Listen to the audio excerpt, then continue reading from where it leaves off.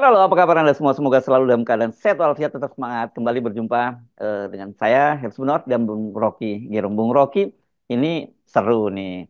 Eh, jadi, otoritas di Amerika Serikat ada FBI, Departemen Kehakiman, dan sekuritasnya sana Exchange ya. Dia jadi kayak otoritas yang menangani, kalau di sini apa ya, menangani bursa saham lah di Amerika itu Ya, mendenda salah satu perusahaan perusahaan Jerman. Ini SAP kalau nggak salah namanya atau apa itu 220 juta US dollar. Kenapa? Karena mereka ternyata melakukan menyuap ke sejumlah pejabat di Indonesia, itu pejabat pemerintah dan BUMN-nya, dan juga di Afrika Selatan. Jadi dan sekarang KPK juga mengakui mereka sudah mengantongi datanya soal itu. Bayangkan Bung Rocky, ini sampai Amerika itu turun tangan soal ini karena ada perusahaan Jerman yang kemudian melantai di bursa saham di Amerika melakukan nyuap di Indonesia dan Afrika Selatan. Ini bikin malu banget Indonesia ini sekarang ini. ya itu ide yang mungkin dari 10 tahun lalu atau 2 dekade ini dibicarakan di dunia tentang kesehatan bisnis, tentang etika berbisnis tuh. Bahkan PBB udah pernah keluarin namanya apa namanya Global Compact gitu. Jadi semacam panduan bahwa kalau perusahaan Anda dicatat di Amerika dan melakukan manipulasi di negara lain, Anda bisa kena penalti itu. Bahkan apalagi kalau perusahaan Amerika bikin fraud di negara-negara lain.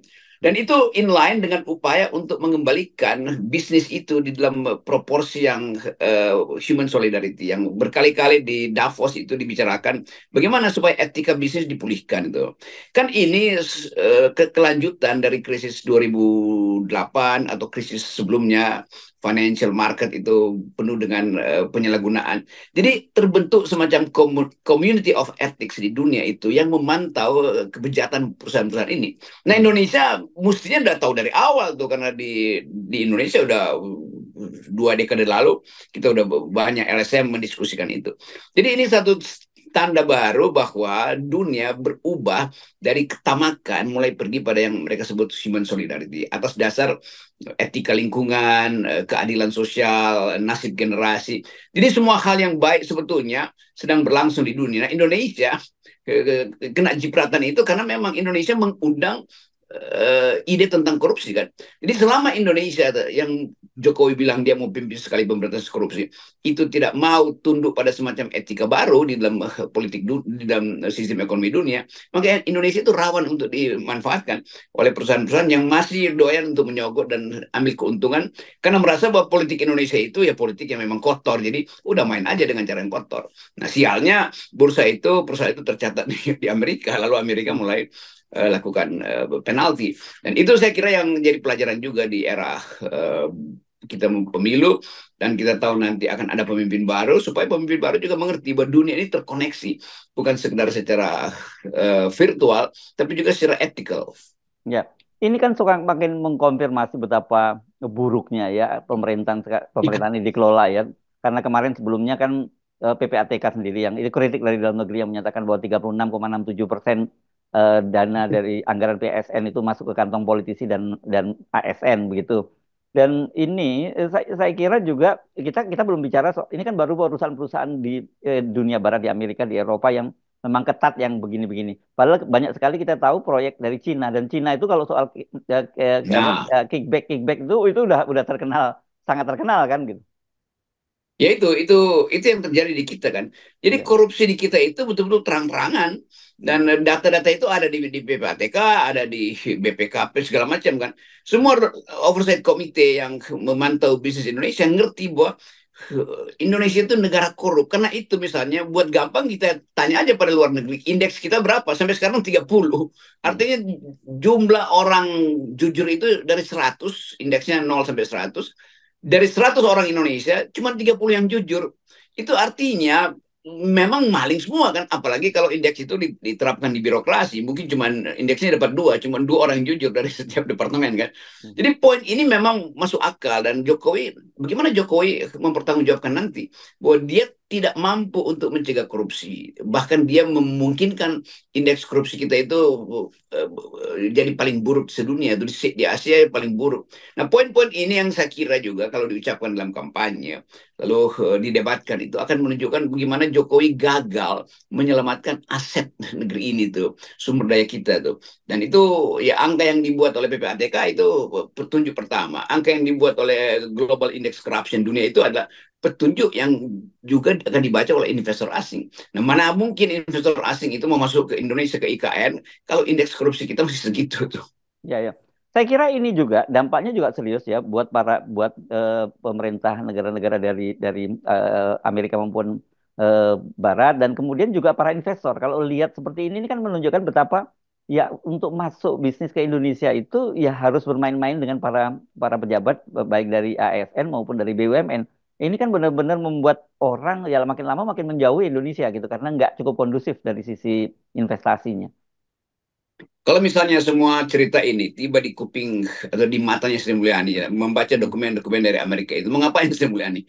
Kan dia malu kan Hmm. sebagai kasir negeri yang berupaya mempertahankan prinsip-prinsip austerity ya, penghematan itu. Dia tahu bahwa dia berhemat tetapi hasil penghematan dia itu berubah menjadi rezeki buat mereka yang tidak korupsi kan. Mhm. Jadi mestinya Sri Mulyani juga punya alasan baru untuk mundur karena dia nggak mampu untuk mencegah, paling nggak dia sebagai uh, menteri keuangan itu nggak berhasil memberi sinyal pada presiden bahwa korupsi kita itu masih jalan terus. Money laundering itu ada di depan mata Sri Mulyani itu. Kenapa dia diam-diam aja kan? Jadi keterangan-keterangan ini yang mungkin akan mendorong juga moral baru pada Sri Mulyani untuk mundur yang kita udah minta dari beberapa hari lalu kan. Jadi Ya. semua dunia atau semua masalah yang ada di Indonesia dibaca dengan baik oleh dunia. Nah, Sri Mulyani orang yang mengerti itu, dia mengerti tentang ketidakadilan ekonomi akibat ketimpangan gender, dia mengerti ketidakadilan ekonomi akibat kebijakan yang salah strategi, tapi dia nggak mau bicara. Padahal semua itu bisa dia kendalikan dengan mengatakan saya nggak akan keluarin uang kalau Anda tidak pro gender, saya tidak kendalikan keluarkan uang kalau pemerintah daerah itu masih merusak lingkungan. Jadi semua hal yang secara etis ada pada Sri Mulyani, dia halangi sendiri karena dia takut berbeda pendapat dengan Pak Presiden Jokowi kan. Jadi orang semacam Sri Mulyani juga diuji dengan kasus-kasus semacam ini. Ya, ya. Ini ya kita bisa membayangkan tadinya kan saya termasuk orang yang pesimis ya melihat situasi semacam ini siapapun yang terpilih menjadi presiden Indonesia pasca Jokowi ini akan sangat berat gitu ya situasinya. Tapi saya kira kalau kita melihat situasi seperti ini ya, adanya penyimpangan dana yang sebegitu besar, adanya kickback yang macam itu menunjukkan bahwa sebenarnya Indonesia ini negara yang kaya kalau dikelola dengan benar gitu ya, kalau korupsinya diperbaiki, kalau bukan nggak usah diberantas habis, minimal diminimalisir saja kita sebenarnya bisa jadi sebagai negara maju gitu Bung Rocky dan juga mengingatkan pada kita kenapa begitu banyak proyek-proyek strategis yang digelontorkan anggaran dari APBN-nya tapi perekonomian kita tidak tumbuh.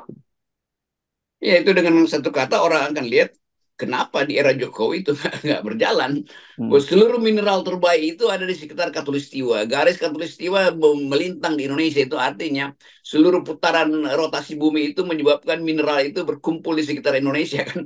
Jadi Ya, dengan teori itu aja kita ngerti bahwa sumber daya kita itu sama sekali tak terbatas tuh. Tetapi mengelola itu bukan bukan dengan cara aut-autan tuh.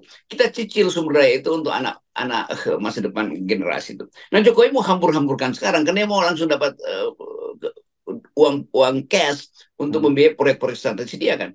Jadi orang melihat oh Jokowi ingin dapat uang cash, kalau gitu kita setor sambil kita curi atau kita tunggu ada yang nyetor lalu kita curi kan. Kan politisi berpikirnya begitu kan. Hmm. Bahkan di era terakhir Pak Jokowi masih ada politisi yang berupaya untuk mengintai di mana Ya. APBN atau APBD yang masih bisa dirampok. Kan Hmm. itu dasarnya kan. Dan Hmm. itu semuanya bukan salah si politisi. Politisi memang nggak ada kurikulum begituan kok. Hmm. Tetapi Jokowi yang juga permisif terhadap soal-soal itu. Nah, sikap ini yang saya kira itu ya catatan yang paling buruk pada Presiden Jokowi. Dia gagal menyelamatkan demokrasi, dia gagal menyelamatkan manfaat dari sumber daya kita, dan dia gagal menguji diri sendiri sebagai seorang negarawan. Dan itu yang Ya, ya. yang kita sebut sebagai ya kekonyolan Jokowi. Ya, dan kalau melihat fakta-fakta ini, kita semakin menyadarkan ya kita sadar mengapa kemudian Pak Jokowi terus ingin memperpanjang jabatannya, terus kemudian sekarang melalui politik dinasti gitu ya, Bung Rocky. Bukan semata-mata dia ingin tetap berkuasa, tetapi yang paling ketakutan adalah dia tidak lagi berkuasa. Itu yang akan ya dikejar-kejar oleh dosa-dosa yang dia buat selama dia berkuasa. Itu saya kira mungkin jauh itu yang jauh lebih dominan pada psikologinya Pak Jokowi.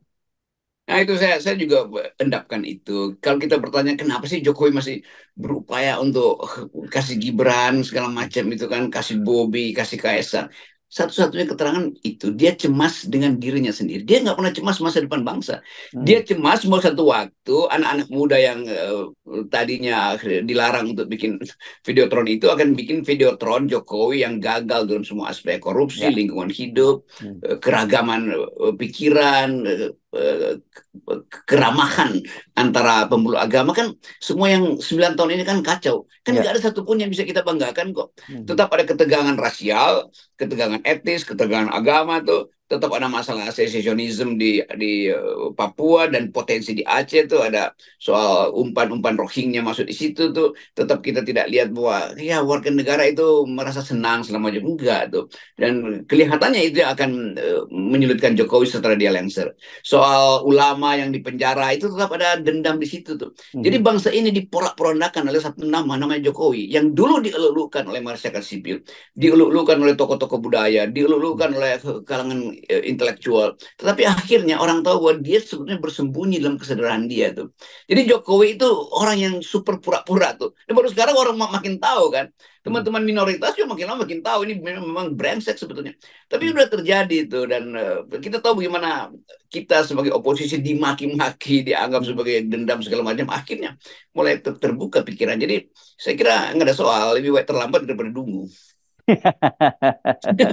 Nah, saya kira mungkin perlawanan yang efektif bukan oleh mereka-mereka yang pernah tadinya mengelulukan Jokowi dan kemudian sekarang nangis-nangis dan sadar, tapi justru oleh anak-anak atau generasi milenial yang mereka sama sekali sebenarnya tadinya tidak paham tentang apa yang terjadi dengan politik kita dan mereka sekarang melihat kenyataan, oh memang pemerintahan seperti ini nggak benar, tidak boleh dilanjutkan dan cara melawan mereka yang jauh lebih efektif dibandingkan cara kita melawan, Bung Rocky. Itu yang kita berterima kasih sebagai orang tua saya atau orang usur, saya sering disebut juga orang yang udah usur, merasa bahwa oke ini hidupkan harapan bahwa Hmm. ketua-ketua BEM di Indonesia itu karena saya udah ketemu mungkin dengan 200 ketua BEM, Hmm. akhirnya kita rasa oke yang kita bicarakan di FNN bertahun-tahun Hmm. menumbuhkan hasil tuh. Hmm. Yang diupayakan oleh LBH, Kontras, Hmm. macam-macam lembaga di negeri ini tuh, WALKI itu akhirnya ditampung oleh anak-anak muda ini yang betul-betul tadinya apolitis tapi terbuka juga akhirnya kan karena Hmm. nggak mungkin otak-otak mereka itu mau disulap terus hanya karena 9 tahun ini Jokowi pamerkan infrastruktur Hmm. mereka akhirnya menemukan yang apa sih infrastruktur itu kereta cepat mau ngapain ada Hmm. kereta cepat jalan tol itu apa gunanya tuh jadi Hmm. bagi mereka itu betul dunia ini udah berubah tuh Hmm. dan Jokowi tetap nggak paham nah dia masih berupaya untuk bertahan lalu berupaya untuk menyulap negeri ini supaya masih ingat dia melalui IKN dan akhirnya IKN juga batal kan. Jadi Hmm. semua yang dibayangkan sebagai sukses ya cerita sukses Jokowi justru dibatalkan oleh ambisi dia sendiri itu. Ya. Seandainya Gibran dia tarik, maka orang mungkin merasa Jokowi ingin balik menjadi Pandito Ratu yang Hmm. sabdanya itu akan didengar oleh anak-anak muda ini. Tapi sekarang udah terlambat. Jadi Ya. udah bagus keadaan ini memang dipaksa oleh sejarah dan hukum alam atau mereka yang percaya pada sunatullah juga menganggap bahwa ya memang ini adalah kutukan bagi bangsa ini supaya bisa muncul lagi lebih bersih supaya pemimpin baru itu betul pemimpin yang bersih dan dengan perubahan yang betul-betul radikal. Ya, oke. Baik, terima kasih, Bung Rocky. Dan Amar Wah Fahmi. itu udah Ya. kultum tadi gue. Oke teman-teman, yes.